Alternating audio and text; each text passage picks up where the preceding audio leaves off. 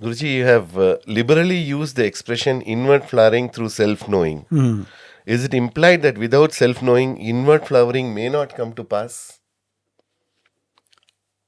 We don't know. You see, to give an affirmative answer to your question, we will all have to be professors of comparative religions. Must have studied at least 2 or 3 religions in great depth, maybe for 20, 30 years.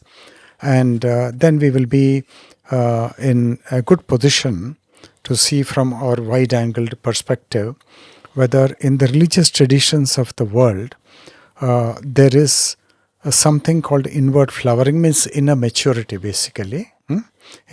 Vacating the consciousness country. Yeah, vacating the consciousness country, voiding the mind. Whether there are approaches and ways which will free you of the self.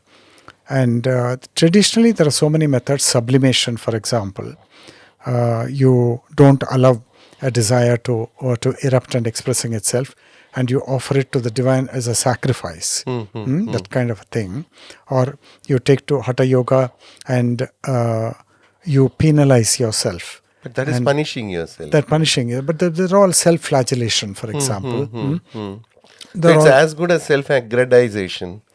No, self-aggrandizement is one extreme, and self-abnegation and self-flagellation is another extreme.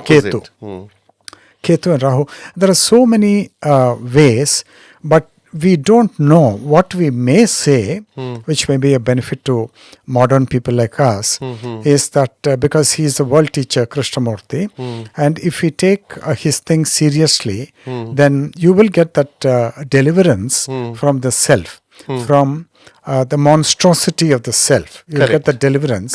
Then life becomes delicious. And that may not be the end of the journey. That may be the beginning of a new chapter of human life, not explored well enough by humanity. Bring order. Bring order. And from there on move endlessly. Order.